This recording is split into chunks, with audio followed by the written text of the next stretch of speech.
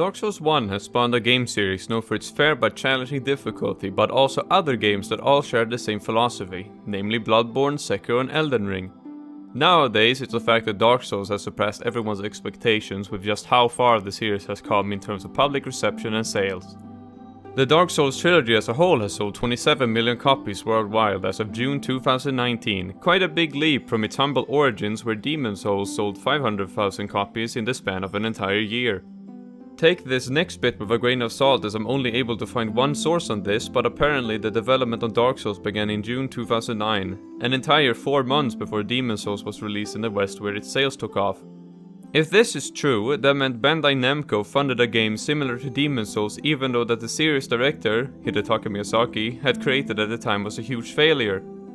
Although this might not have changed how the series played out in the grand scheme of things, it's interesting how Bandai Namco might have seen a potential in the Souls series before anyone else. While Demon's Souls was a testing ground for Miyazaki and how to envision his game, Dark Souls firmly established the foundation of the series by expanding on its predecessor. The world had become interconnected instead of fractured, archstones turned into checkpoints called bonfires, grass became renewable esters fast, the game's stats were streamlined and so on. Even though Demon's Souls is the origin point of the Souls series, in the grand scheme of things Dark Souls is by far the most influential game in the series.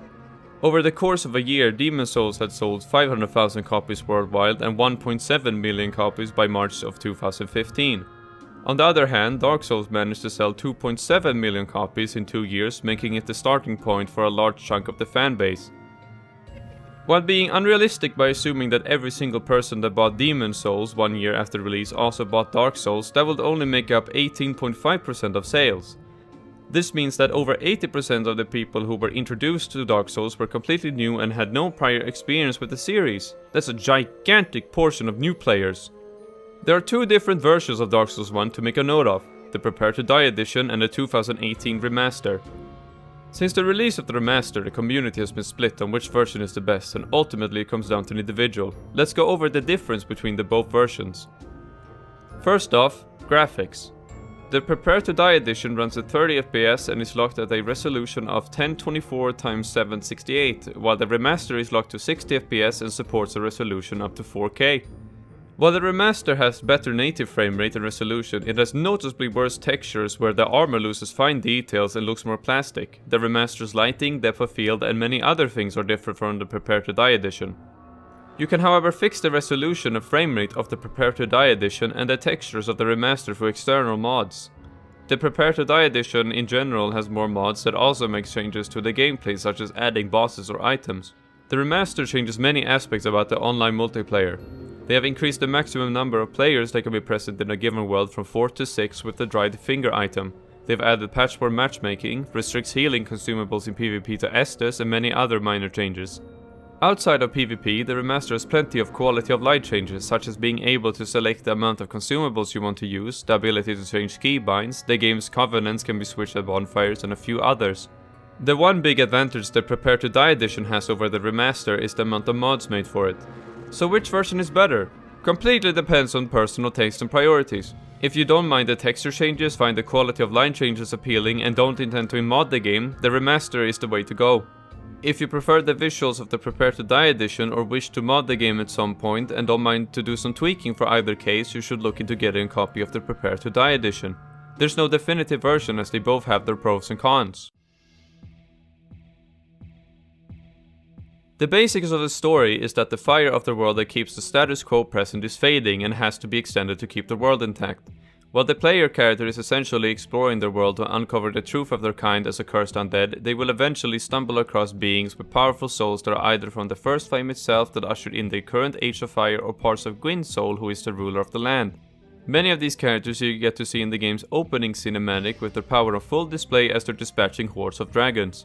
That you both get to know their names and see them before entering the game helps to retain your memory of them. Once you face one of these bosses, you will recognize them either through their name or by their design alone, a "wow, it's that guy from the intro" sort of moment.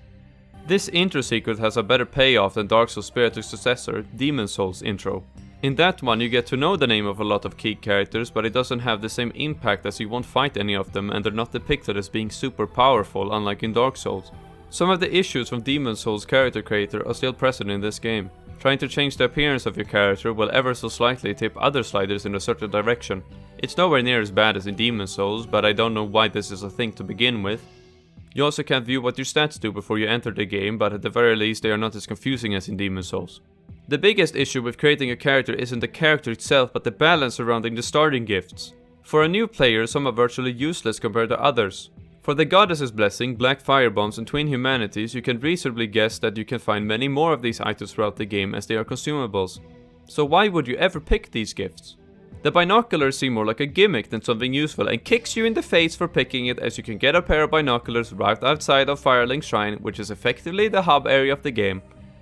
As for the remaining items of the Pendant, Master Key, Tiny Being's Ring and Old Witch's Ring, you can't know for certain if these are obtainable somewhere in the game, and that the most reasonable option as a new player would be to not pick either the Pendant or the Old Witch's Ring, as the game itself tells you that they have no obvious effects. This leaves the Tiny Being's Ring and Master Key as most players' starting options, and both sounds good on paper. You don't know how much use the Master Key is going to have, but you know for certain it will open something. Meanwhile, you guaranteed extra health for the Tiny Being's Ring and might help you in a pinch. Despite the game having 8 different starting gifts, a new player will effectively only have 4 to choose from, or only 2 if they want to pick something with a stated effect.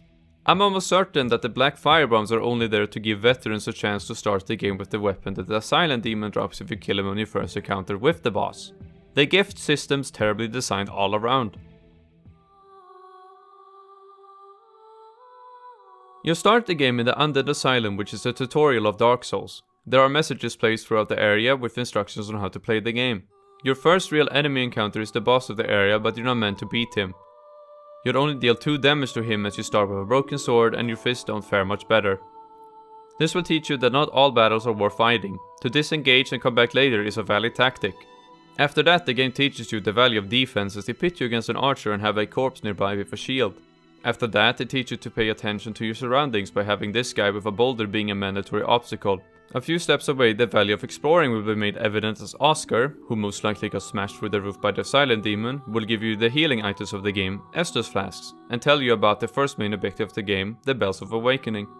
Down the stairs from him is a shortcut to the bonfire. Now when you gotten all the items and knowledge that you need to beat the game, they throw some basic enemies at you and later adds an archer into the mix. Your last normal enemy is an armored hollow with a shield, but he might be skipped by some as he's in a different room. But that doesn't matter, as the boss of the area is the real final obstacle. Upon entering his boss arena from the second floor, the game will show you the potential plunge attacks. They deal a huge amount of damage. After that, the player will just have to learn the boss to defeat him. He's not difficult to read and has a simple moveset, but he will punish you for making mistakes. The Undead Asylum is a fantastic introduction to the game. It's in essence the game on a microscale, with its setup of having enemies and rewards from exploring before you get to face the boss, along with the potential of finding NPCs. The Undead Asylum will teach you everything you need to beat the game in small but quick steps and puts up a proper challenge for any beginner to overcome. There are plenty of important systems to cover in Dark Souls, but what better place to start than what a player will spend a lot of time with? Bonfires. The bonfire is more than just a checkpoint. When you rest at one, you can do various actions through the menu, most of which being unlockable, such as the upgrade options being locked behind 2 items you can buy at some vendors. The warp option is the only tab locked behind story progression. From top to bottom, with everything unlocked, you can level up by increasing a certain stat of your choice, upgrade weapons and armor, repair gear, select which spells you want to use, teleport to select few bonfires. For example, you can teleport to Fireling's Shrine, but you're not allowed to teleport to the bonfire inside of Sen's Fortress. Added in the remastered version, you can change between the many covenants you stumble across in Lordrun. Kindling increases the amount of Estus Flasks that the bonfire will give you at the cost of humanity. This increase is permanent and goes up in increments of 5 to a maximum of 10 or to 20 if you have the right of kindling. Reverse hollowing at the cost of humanity restores your human form and allows you to kindle bonfires and summon players from other worlds. You'll also be eligible for invasions while human. Going back to the upgrade options, what's unique to this game and Dark Souls 2 is the fact that you can upgrade most pieces of armor that greatly increases their defenses. As for weapons, you can upgrade normal ones such as the longsword to plus 15, and at plus 10 you have the options to turn weapons into boss weapons at the giant blacksmith if you have the correct boss soul. After that you can upgrade the boss weapon and certain special weapons like the dragon tooth to plus 5.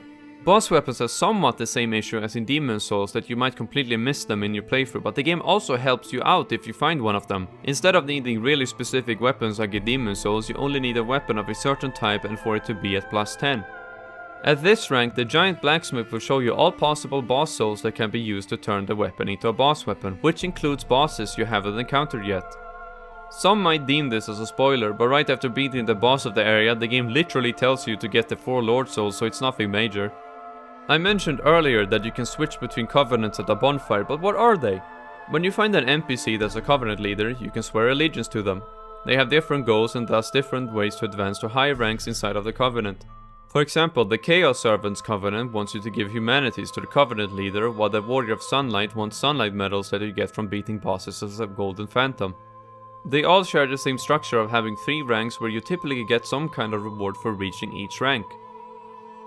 Before the remaster added the option of switching between covenants at a bonfire, you had to go back to a covenant leader to rejoin their covenant.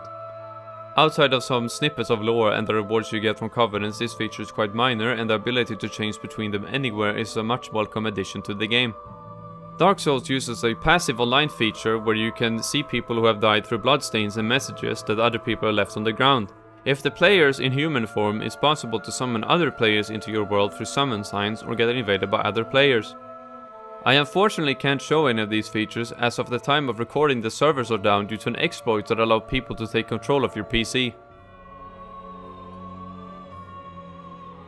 To actually beat the game, you have to take specific routes with some different options given to the player every now and then. If you know where to go and only want to beat the game, the entire experience can feel linear. But if you want to use a specific weapon or set of spells, you have plenty of areas you can mix and match at the start of the game. Before encountering a single boss, the player starts at Firelink Shrine and from there has access to the Catacombs, New London Ruins and Undeadburg. If they start with the Master Key, the areas Darkroot Forest, Valley of Drakes, Blighttown and Ash Lake are also available. That's 7 areas excluding Firelink Shrine without killing a boss. Depending on what the player wants to do or acquire, they can either kill Pinwheel to get access to the Tomb of Giants, get the key in the parish that leads to Capra Demon who in turn has the key to the depths, or kill Quaylock and Ceaseless Discharge to gain access to the Demon Ruins. Sadly, some of these areas are further still locked by progress.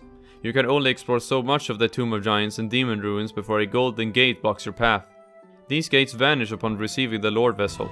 To fully unlock the entire game with the Master Key in hand, the player must defeat the Bell Gargoyles to ring the first Bell of Awakening, Quaylock for the second Bell of Awakening, Iron Golem to gain access to Anor Londo, Orenstein Smough for the Lord Vessel, Pinwheel for the access to the Tomb of Giants, Ceaseless Discharge to unlock the Demon Ruins, and finally at some point return to the Undead Asylum where you kill a Asylum Demon reskin called the Stray Demon who guards an item you need to reach the Painted World.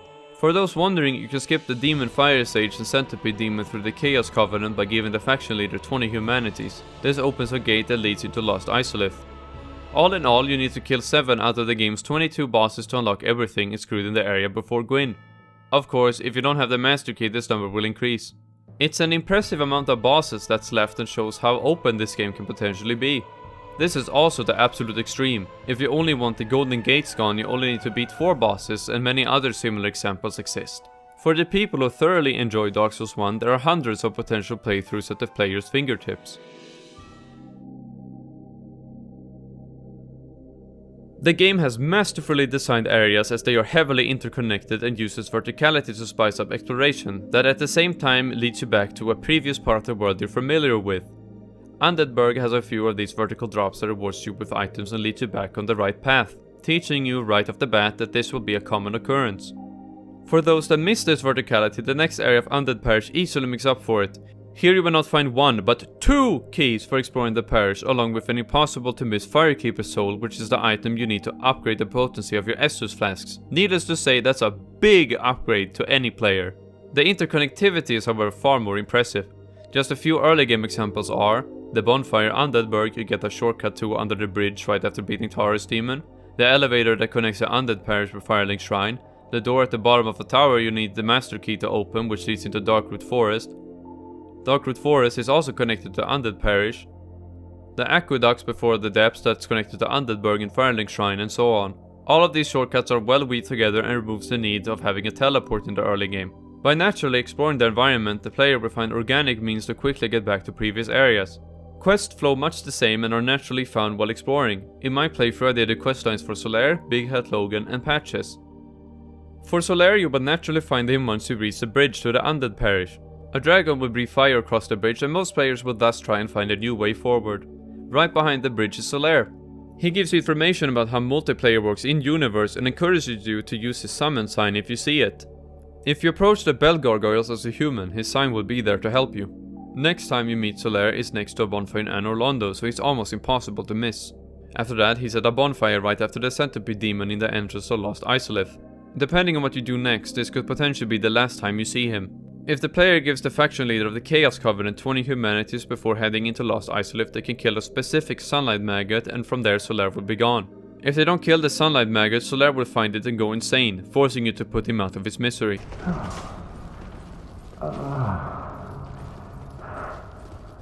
Finally, I have found it. I have. My very own son. I am the sun. I've done it. I have. Yes, I did it. I did. Oh. Oh. Oh. It's over. My son. It's setting. It's dark. So dark. When it comes to Big Hat Logan, you're guaranteed to find him in Sen's fortress if you explore the place as he's stuck in a cage. If you free him, he will later show up locked behind bars in the Duke's archives. By freeing him there, he will show up at another part of the area. This is where it can be hard to figure out what to do. First you have to kill the area's boss, exhaust Logan's dialogue and reload the area a few times. Once he's gone, you have to find him in the archives again where he's hostile from going insane. Lastly, you will find Patches while exploring the catacombs where he tries to kill you by flipping one of the bridges. Oh, well, how are you then? I slipped and flipped that lever. Later you meet him in the Tomb of Giants where he uses the good old boot to the rear strategy. What, you again? Well, well, you've been a stranger. It's good to see you well, my darling. All right. You came at the perfect time. There's a fine stash of treasure right down that hole. I found it first, but we're friends now. I'll split it with you, in any case. Have a look. It'll shimmer you blind.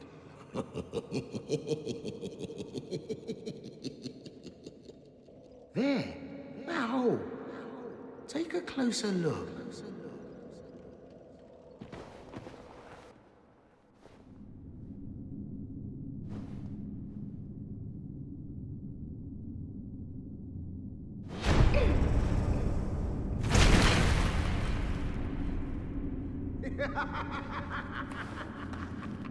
This is what I do, my friend. The trinkets I'll be stripping off your corpse, that's the real treasure.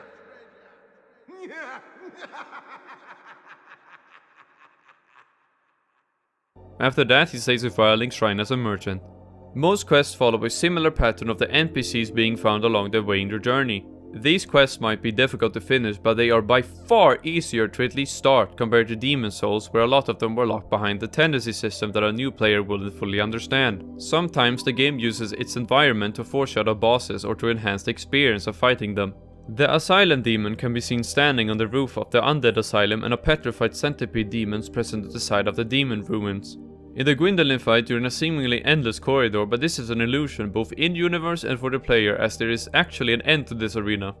It takes a long time to get to the end though, and it will never happen during normal play. When fighting Priscilla, she turns invisible, but you can get an idea of where she's located since she leaves footprints behind in the snow.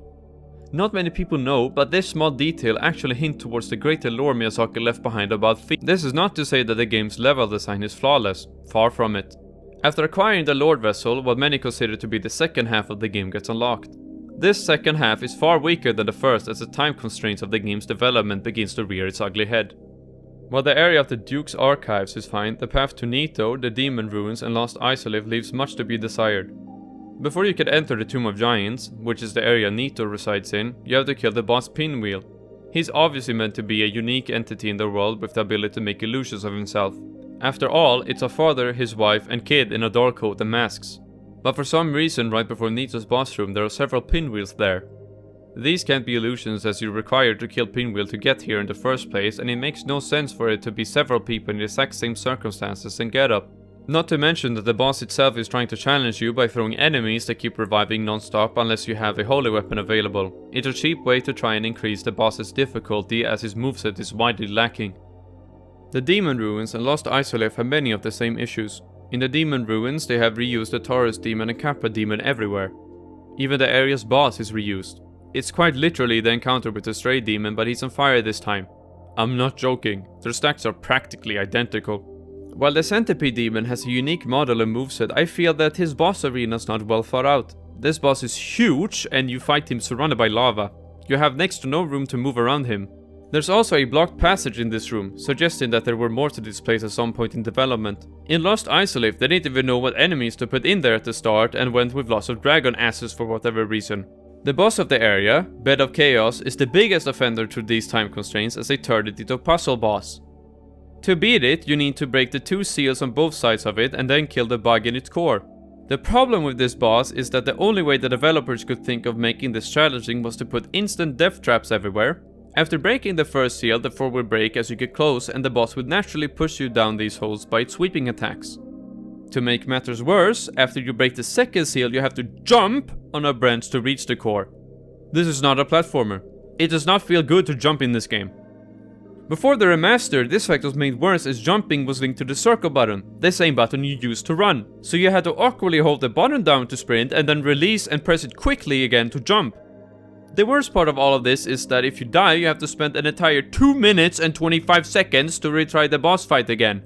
And this is from a bonfire hidden behind the illusionary wall. If you can't find this bonfire, the way back will become even longer. The only saving grace is the fact that if you break a seal, it's gone forever, so you can slowly clear the boss that way. However, the developers knew this boss was a failure. The least they could have done was to put a bonfire right outside the boss's fog gate as an apology. Back in development, it was meant to be an actual boss you fight like any other. In the game's files, there are still walking animations for the Bed of Chaos, so it wasn't planned to be immobile like in the final game. With the help of Dark Souls' achievements, we can somewhat see a trend where the game failed to keep player engagement due to weak game design. 92% of people made it through the tutorial, but from there and the first spell of Awakening, the easiest part of the game past the tutorial, an entire 22% of players stopped playing. While a player theoretically can tackle the Catacombs, New Londo, Blighttown or Undeadburg first, both the Catacombs and New Londo will lead to dead ends. Blighttown doesn't lead to a dead end, but is on par of both the Catacombs and New Londo in terms of difficulty. It's such a sudden jump in difficulty in these 3 areas when compared to the tutorial that the player will feel discouraged to continue playing. It doesn't help that the way to Undeadburg can be easily missed as you have to walk up the side of a cliff to reach the aqueducts. That might seem ridiculous to most people, but it did happen to me on my first playthrough, so it's still a factor.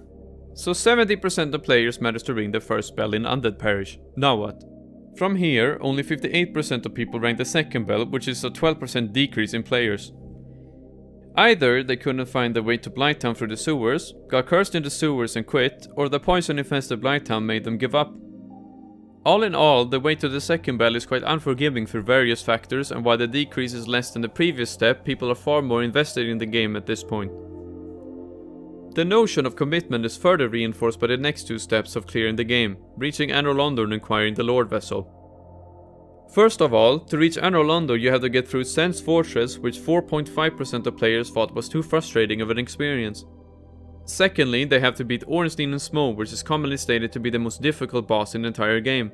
Despite this, only 2% of players stopped playing. Clearly, the ones who got this far wish to see the game to its conclusion. But even with that said, this far into the game players can become frustrated and stop, which is a testament to how lackluster the second half of the game is. From acquiring the Lord Vessel and beating any of the 4 lords, an entire 10% dropped the game. Either they didn't know where these golden gates were located and lost interest, or they couldn't find more than 1 or 2 of them. It is uncertain how many dropped the game after beating the 4 lords, as the game has 2 endings and totaling both of them up leaves us at 43% of people beating the game. Of course, that's impossible as only 39.5% beat the Bed of Chaos, so some people have gone in both endings. I can only guesstimate that half the people who got the Link the Fire ending also went out of the way to get the Dark Lord ending. This will leave us at a total completion percentage of 34.6%. Having a drop of roughly 5% of players at the final boss sounds somewhat reasonable to me, as the way back to Gwyn is quite long with a bunch of knights in the way, and Gwyn is a challenging boss.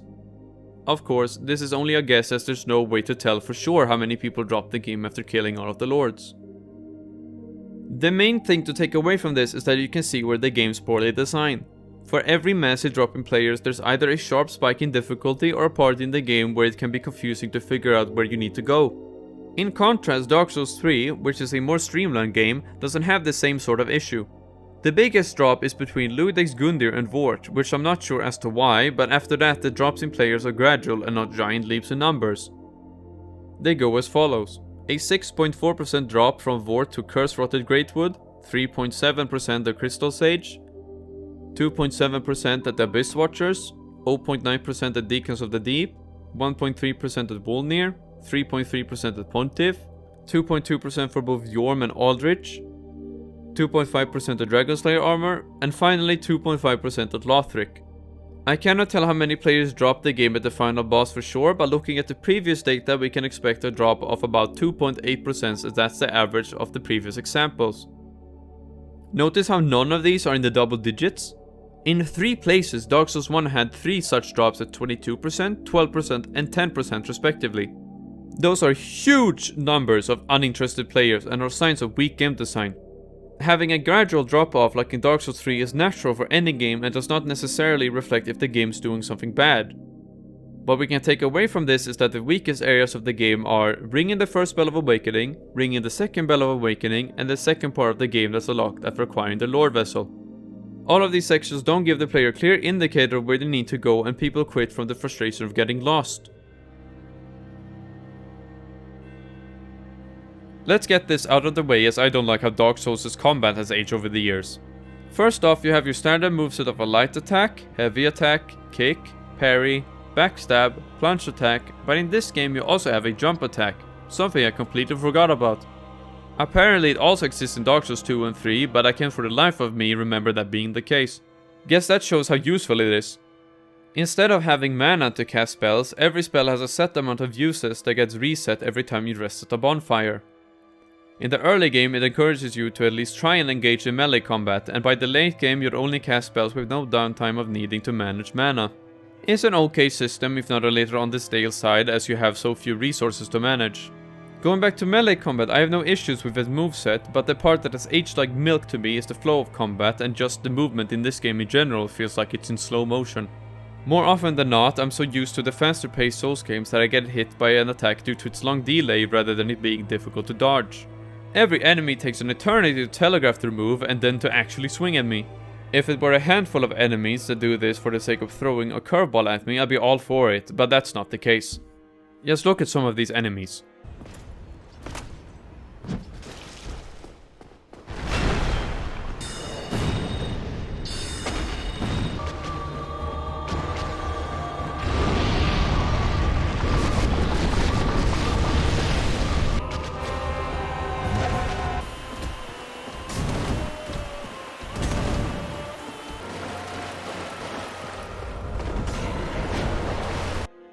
The time it takes to swing weapons or cast spells in this game is equally slow.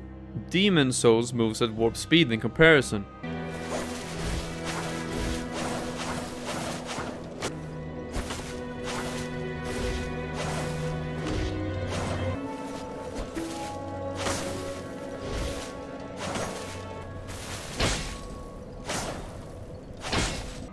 You even run slowly compared to that game. In fact, the run speed is quite jarring, as the speed doesn't match up with the running animation. The projectile tracking for spells is also horrendous. I've had plenty of times where I can't hit an enemy in front of me as they're just slightly too short, which is terrible no matter how you try and slice it. Something I absolutely hate about this game is this one tiny little stat called Poise. This stat will allow you to not get staggered for a few attacks upon getting hit. The higher your poise is, the more and stronger attacks you can tank before staggering. It's a good idea on paper, but it's absolutely terrible in reality, as it goes against the core design philosophy of the game that you should learn from your mistakes to overcome obstacles. If you stack poise, There's no need to learn from your mistakes as you can simply tank your way through the game. I understand the reason behind points, as in Demon's Souls there didn't exist a good reason to use heavy armor. In terms of defense per point of weight, heavy armor got demolished by much lighter sets, and on top of that, heavy armor reduced your stamina regeneration. The same thing would apply to Dark Souls if not for the existence of points, which only flips the issue on its head. Now heavy armor is too strong and outclasses lighter armor sets. The amount of defense you get from the armor doesn't matter, as it gives you something much more valuable: free hits. While you won't take 0 damage, you can win most if not all fights with attrition after defeating Pinwheel, where you get the ability to increase the renewable capacity of Estus Flask to 20 at any bonfire at the cost of some humanity. What's the point of learning how or when to dodge a boss's attack when you can just take the hits and still dish out a good amount of damage? With the slow speed of the game, it's easy to make some space to heal. I understand the reason behind the addition of poise, as you shouldn't be staggered by weaker attacks, but they haven't balanced it properly. With a high enough poise stat, you shouldn't be able to get staggered by the weakest of attacks like daggers and only be able to tank at most 2 hits from medium weapons like a longsword. I don't think you should ever be able to tank more than 1 hit from larger hits like from a giant axe or strong boss attacks. The reason to use heavy armor should primarily be the massive amounts of defense you get at the cost of less mobility. That you're able to soak weaker attacks could also be a benefit, but that you can get hit several times by bosses without staggering is too much. Poise isn't the only issue with the game's balance. If you start with the Master Key, you can get both the Grass Crest Shield and the Ring of Favor and Protection before you kill a single boss.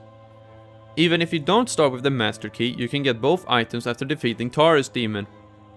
These items are completely broken, and in 99% of cases you will have these equipped throughout your entire playthrough. The Grass Crest Shield increases your base stamina regeneration with 10 points, which roughly translates into an increased regeneration of 22.5%. That's massive for an item you don't need to wield. If you two-hand a weapon while the shield is on your character's back, you will still get increased stamina regeneration. As for the Ring of Favor and Protection, you first of all need to kill Lautrec, as he's in possession of the ring. Either you can kick him off the ledge in Firelink Shrine and reload your game, or you will naturally kill him later in the game as you invade him for killing the Firekeeper in Firelink Shrine. He's a beginner's trap because once the Firekeeper is dead you can't use the bonfire in Firelink Shrine. Going back to the ring, it tries to have the drawback of breaking if you take it off, but there's simply no reason to remove the ring. This ring increases your HP, stamina and equip load by a whopping 20%. All of these stats are incredibly valuable, and the ring technically has the added bonus of boosting the value from leveling up Vitality and Endurance by 20%. Vitality only increases your max HP, and Endurance increases your max stamina and equip load. With this ring equipped, you will get a free level for every 5 points in Vitality or Endurance.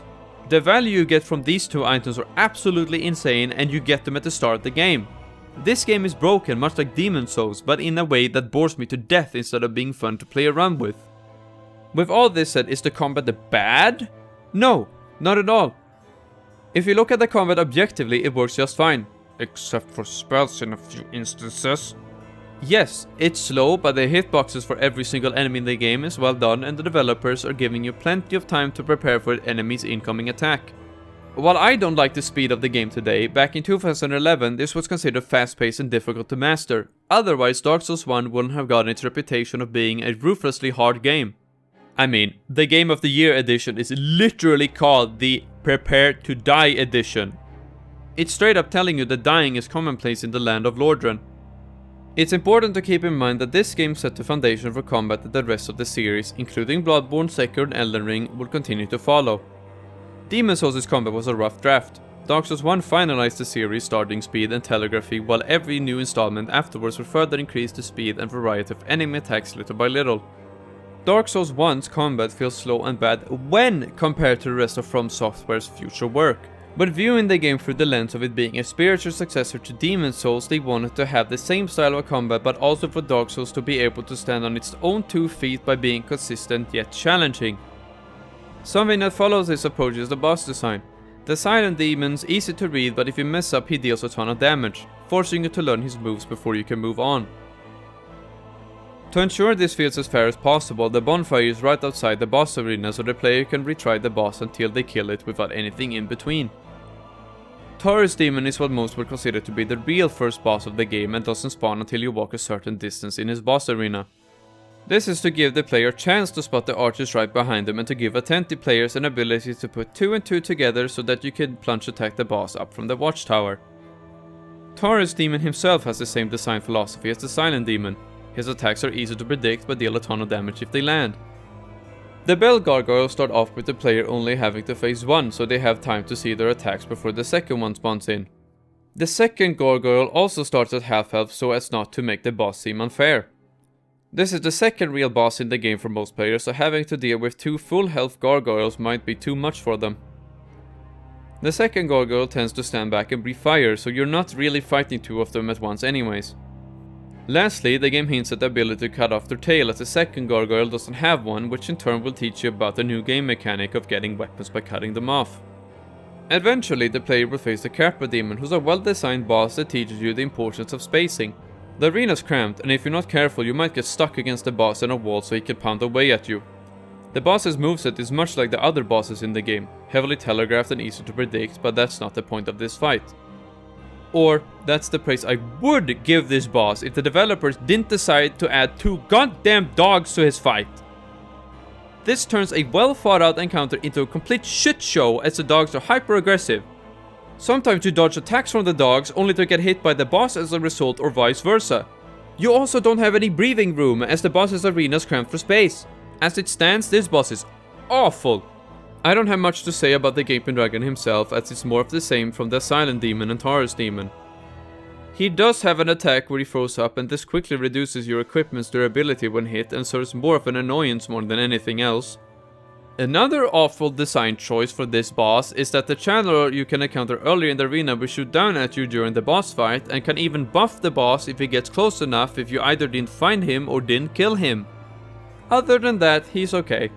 Many other bosses do however follow the pattern that the Silent Demon, Taurus Demon and now Gaping Dragon have set up of being slow but powerful enemies.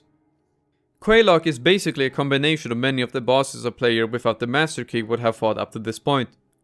She's huge like the Silent Demon, Taurus Demon and Gaping Dragon, while also forcing you to pay extra attention to your spacing just like the Capra Demon by having her spiders throw up lava on the ground. The next and final important boss I will look at is Ornstein and Smo. They are widely considered to be the hardest boss in the game, but for a so-called gank fight they are well received throughout their community. I believe this is due to this fight being an accumulation of everything the player has faced thus far and how big of a contrast there is between both bosses. You have one boss that's huge, with heavily telegraphed attacks, and a smaller but nimbler boss that will be in your face for most of the fight. You fought both of these types of bosses several times. You've even had prior experience of fighting 2 enemies at once with the Bell Gargoyles. That Smo's huge and slow makes the prospect of fighting 2 bosses at once more fair. While you have most of your focus on Ornstein, you can still see what Smo's up to most of the time in your peripheral vision. It's difficult to miss when this giant is approaching you.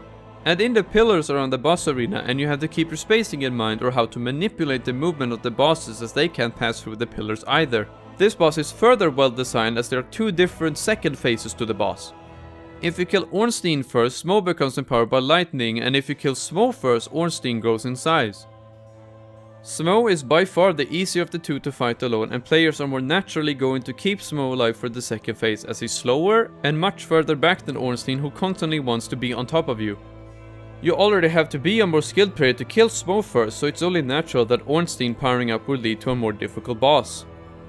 The one thing I don't like about this boss is the fact that you only get the soul of whoever you kill last. If you kill Smo in the second phase, you get his soul and vice versa.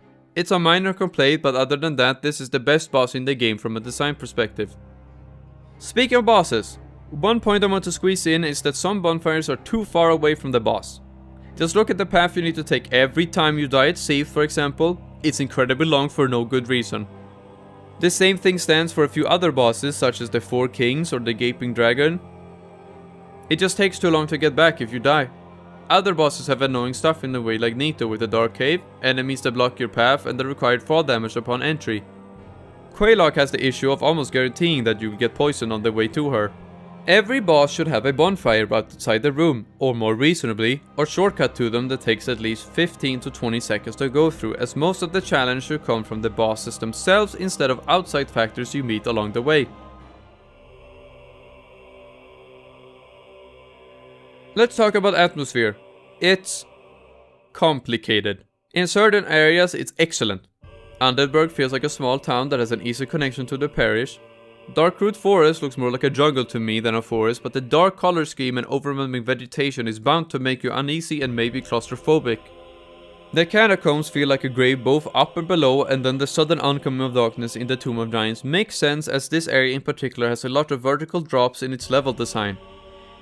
In fact, the atmosphere in all areas of the game matches their general aesthetic. There are, however, two glaring issues that break my immersion. First of all, the drastic changes in lighting and/or color palette. It's jarring when you take 2 steps somewhere and the entire scene shifts to something brand new without anything to mediate the change. This happens in plenty of areas, but some examples are the connection between Blighttown and the Depths and the door connecting Darkroot Forest to the Undeadburg. It just doesn't feel natural. The second issue is the scale of the world. It's way too small. You walk a bit and BAM! You're in some ruins. Walk 2 more and BAM! You're in a thick forest. Walk some more and BAM! You're in a town ridden by disease. It makes no sense to me that these vastly different areas are a walking distance away from each other. That said, most of the early game areas may be close to each other, but I can at least understand those. Undeadburg is in the center here.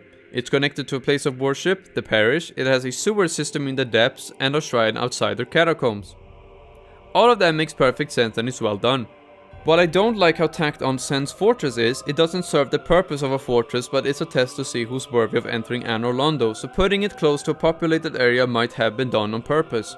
Hell, even though Lost Isolith is a badly designed area, I can buy that it's surrounded by lava as it's located so far underground. You have to ride an elevator down to a pair of ruins and go down further in Blighttown and then even further down after the boss to finally get there. You go straight downwards for quite a while. Unfortunately, the Tomb of Giants ruined this illusion as it's clearly visible from there, and a few steps further in the tomb you can see Ash Lake's giant trees. This only further feeds into my point earlier that the game has no good sense of scale. Let's put this in perspective. You're walking down central New York and after you take a turn to a new block you're suddenly in a desert. After walking another 100 meters you've now entered a jungle. Walk another 100 meters and you're in a lush field of wheat. That's Dark Souls 1's world in a nutshell. Many of these areas should have been spread out and only be accessible through the use of the Lord Vessel. Firelink Shrine, Undeadburg, Undead Parish, Sen's Fortress, the Depths and the Catacombs are all well connected in a good way and should stay as such. For Blighttown, if you remove the alternate path through the Valley of Drakes, it wouldn't feel like an issue either as you have to tread through an entire sewer system to get there. It really does feel like the world's trash pile anyways. There should have been an area before Darkroot Forest that gradually intensified the amount of vegetation for a smoother transition into the actual forest, and either Lost Isolith or Ash Lake should be removed from being visible in the Tomb of Giants. I'm leaning towards only Ash Lake being visible as the player probably won't have seen that area before. Lastly, the new Londo ruins should have been connected to another area instead of Firelink Shrine or be disconnected from the world altogether by making it only be accessible through the Lord Vessel. Not only would this make more sense and make the world feel larger in scale, but it also reduces the confusion for where new players need to go at the start of the game. By limiting access to New Londo until after getting the Lord Vessel, players also cannot accidentally stumble across the staircase to the Four Kings, which will straight up kill you as if it were a death pit at that point. Doing this would of course damage the game's replayability as 2 areas are now more spread out than previously, but in the long run I think it helped by giving the world room to breathe instead of feeling like an aquarium overpacked with ornaments. Yes, it's pretty to look at, but at the same time it's incredibly busy, which is distracting. They understood this issue with the game's DLC as you start in a forest that naturally leads into a ruined city that's starting to be taken over by vegetation, and finally you take a long ride down an elevator to a dark chasm. There are no sudden area transitions and each area gets room to breathe so they can feel fleshed out. The music is less atmospheric than the game that came before it, Demon Souls. Dark Souls' priority lies in making most boss fights feel epic and nothing else. Take a listen to Taurus Demon.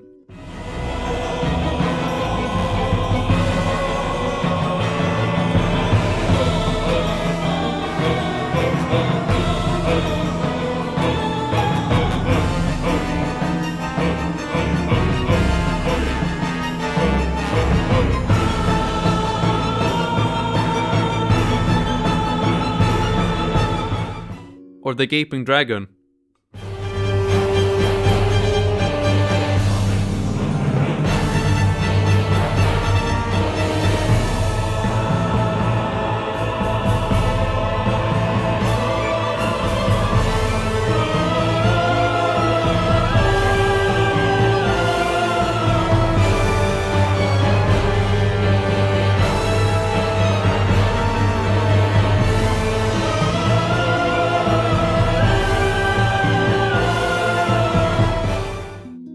Or that's what I thought at first glance. The generic bosses like the two previously mentioned get these treatments as they don't have any extended lore written about them. Ornstein and Smo's theme sounds epic, but the instrumentation they gave the track reflects that you're fighting people who are part of Anor Londo's royal circle.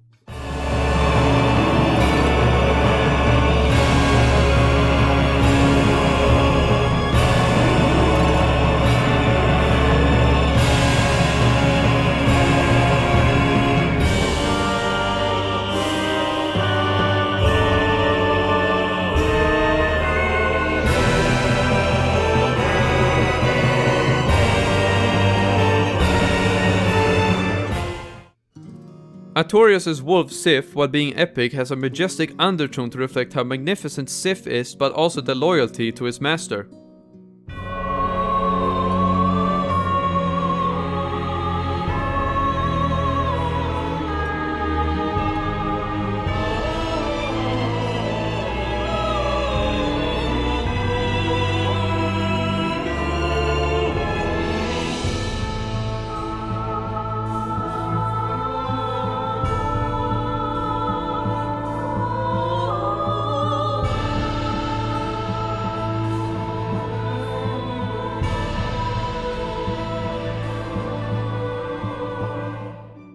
Pinwheel, although seen as a joke boss in the community, has a theme that matches his occult nature as a necromancer.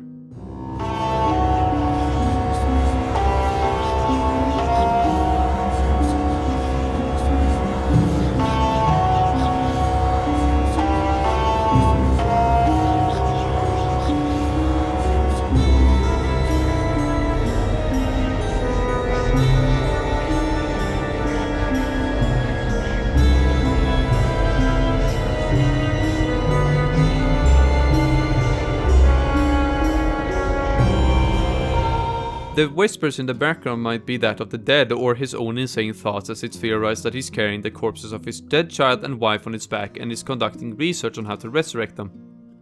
It's a fantastic track that sadly isn't talked about a whole lot, as people kill the boss in seconds by going into the catacombs after they get the Lord Vessel and are over leveled for that part of the game. When facing Nito, the track's dark and oppressive with a dash of mysticism to it in an attempt to recreate death in a musical form.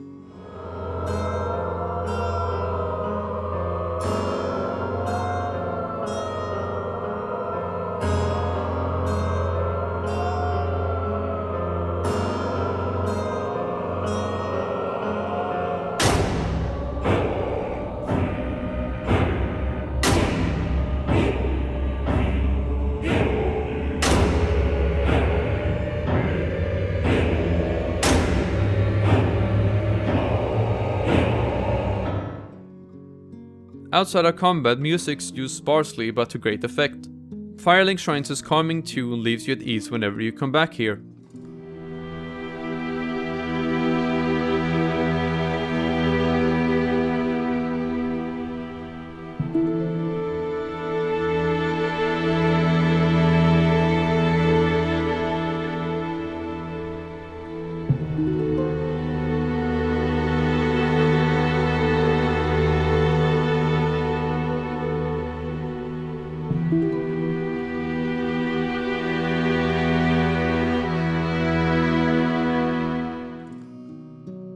When you meet Gwyn, you get this uplifting song as if to reward you for coming this far and acquiring the Lord Vessel.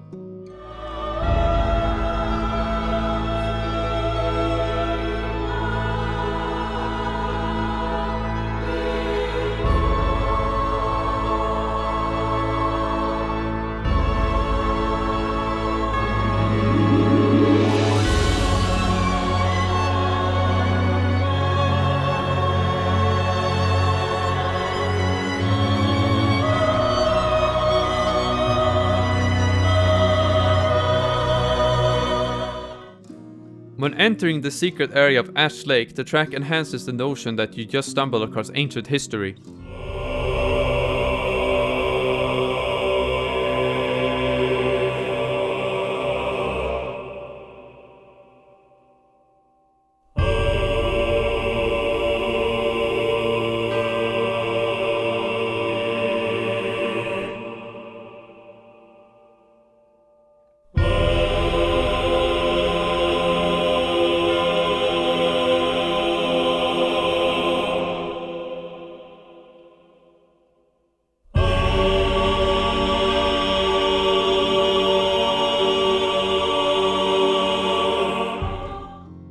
One last thing.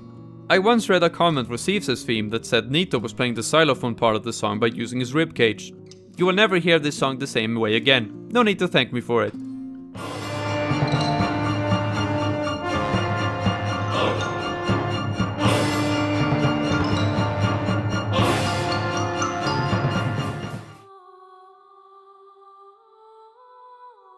As a final point, I would like to bring up the absolute genius that is the final boss of the game, Gwyn.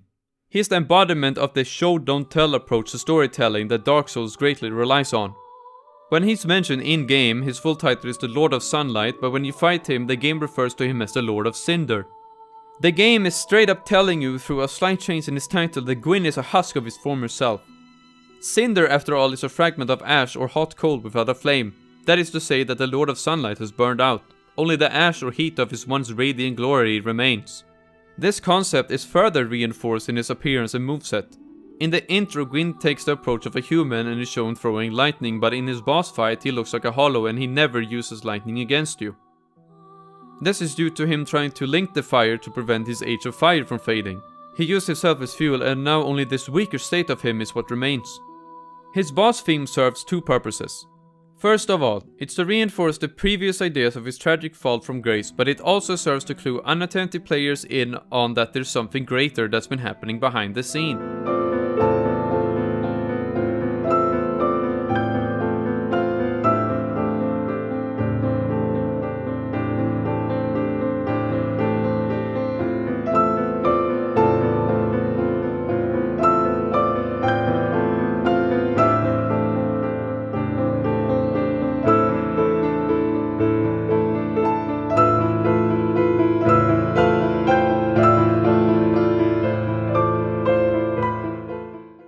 This track is completely unique and nothing in the rest of the game comes close to it. When I first played this game, it didn't even cross my mind that a greater story existed, but upon hearing Gwyn's theme it struck me that something was off about the whole fight. This experience has stuck with me since and is one of the reasons why I like to put a lot of focus on music. It's an amazing non-invasive way to introduce or reinforce ideas and emotion with a handful of sentences or none at all. The greater story of Dark Souls is one shrouded in mystery, which the community at large has done its best to piece together through the environment, dialogue and item descriptions. As Gwyn is hollowed, the light in Anor Londo is also slowly disappearing. The sunlight the player sees is but an illusion put on by Gwyn's son, Gwyndolin. Gwyndolin's goal is to try and manipulate the player to link the fire in his father's stead to extend the Age of Fire. The Age of Fire is in essence an endless cycle where it has to be rekindled over and over again, but the alternative to usher in the Age of Dark, the Age of Mankind, isn't good either. This is what the game's DLC intends to show us. Going through the time of Ulisil, the player encounters humans who have mutated from the influence of the Abyss. The final boss of the DLC, Manus, is theorized to be the furtive pygmy who's only seen at the start of the game and is the ancestor to all of mankind. If this is true, Manus is the eventual true form of mankind once their humanity either goes wild or when it's influenced by the Abyss. The Abyss quite literally changes the souls of the ones it comes in contact with. Just compare the souls you get from the game's bosses with the one you get from Artorias. It's clearly corrupted or influenced by something else. The soul of Manus might be the Dark Soul itself or the furtive pygmy's own soul corrupted to its current form. While some of the things I've said are confirmed by the game itself, the idea of Manus being the furtive pygmy isn't. Many more such examples exist and would never have a clear answer, as the story is intended to have holes here and there that the player themselves are supposed to fill in the gaps of. The mystery to the lore is what has kept a lot of the community engaged in discussing the story and trying to figure it all out even over a decade later. While there are two endings to Dark Souls, neither of them are concrete good endings. Either the cycle of Age of Fire is repeated endlessly or the world is overcome by the Abyss that mutates all living things. That there's no good ending is a common trope in dark fantasy, but a refreshing one as it matches the world of Dark Souls.